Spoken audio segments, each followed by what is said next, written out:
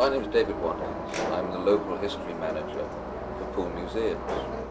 I came here first as an archaeologist and worked for many years as an archaeologist in Poole. So in that time, I have been told stories about smugglers' tunnels. The strange thing is, I've never actually found them. From this far distant shore, winter has come to land, too close beside me.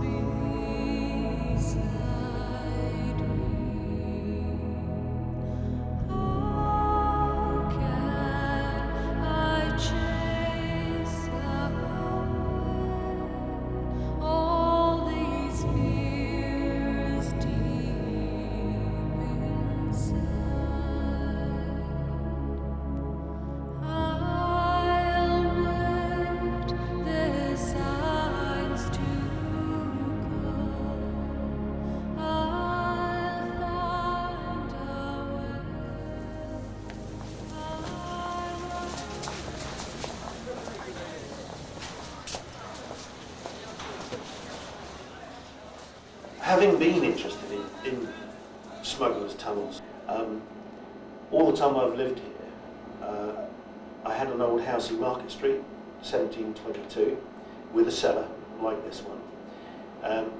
So I was fascinated at where were these big tunnels that used to come up with the loot. In the late 40s, 50s, I lived with my grandmother, who lived at the bottom end of Poole. But when my grandmother died, as she would never allow me to look at under the slab, the whole kitchen was old-fashioned type slabs, you understand, hundreds of years old of age.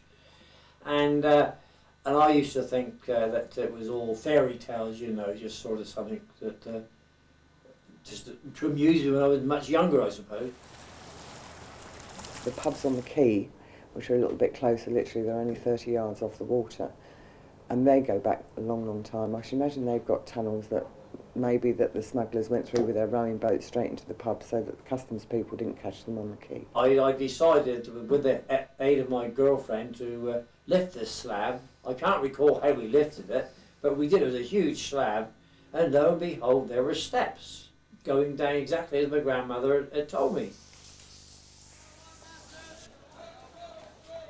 5 years ago, I bought this shop, and as you walk in the front door, it actually moves underneath you. There's sort of a lid, like walking over a big metal lid.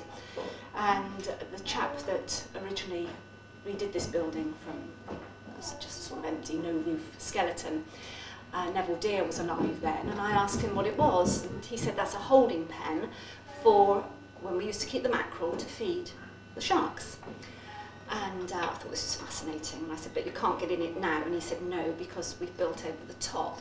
And he said it's also part of the tunnels. And I said, what tunnels? And he said the tunnels that go under Poole. He said the smugglers used to use.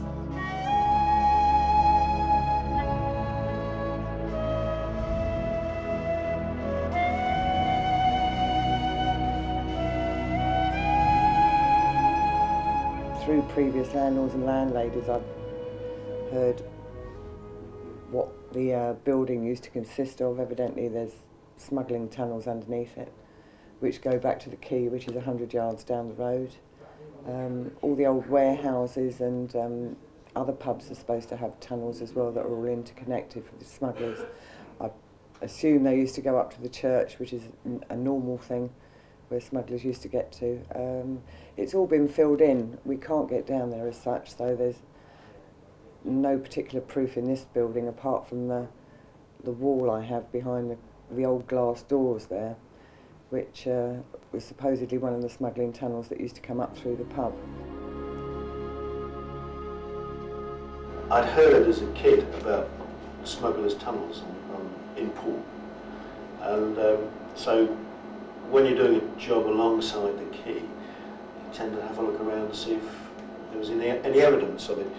And before they developed the top end of the quay near the bridge, where they've got the lifeboat house and police station now.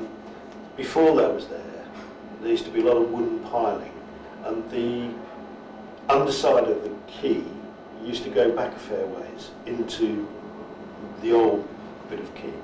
And you could make out a bit of brickwork, but they were mainly drainage ditches. So I went down in the cellar with the candle. We didn't have a torch, we had a candle.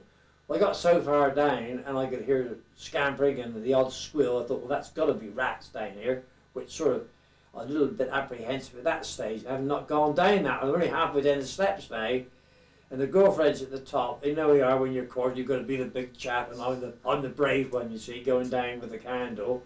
But I wasn't very brave at all. And I went down, so when I got to the bottom, and I could see to my right, it went that way to the right. I mean, there's cellars in this place as well. I mean, the cellars here, and the water level is very high in Poole. I mean, the reason our understairs cellars aren't used anymore is because they get flooded at high tide. All these buildings are, there's no cavity, there's no damp course. So the cellar had a dual purpose. Apart from being a storage area, it kept you up out of the wet and allowed air to circulate below your building. Then you had to have drainage ditches, and when they built drains in those days, they made a good job of them. And I mean, the London sewers are a fine example of that. But here you've got small brick drains, and these are the ones that get uncovered, and people go, oh yeah, Smugglers' Tunnel.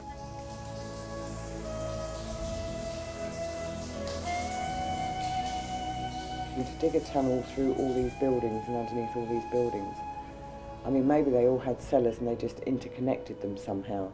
I mean, we're connected to Scaplin's Court next door, which is another very, very old building. All the buildings around here are very old, so I don't see why they wouldn't be connected, but it'd be a big construction job. But I can't see why they would have wanted tunnels on Poole Quay, because you wouldn't have brought smuggled goods into the middle of town to unload when you've got all the heathland and empty beaches where they used to actually unload. Though the tunnel that was in my grandmother's place, we all filled in because they built this big block of flats on top. And obviously they'd have to fill it in to get some sort of foundation for the floors. Basically, that's about it. Bit sceptic on it, I must admit, a bit sceptic. I'd like to see a tunnel before I said yes, I believe in them.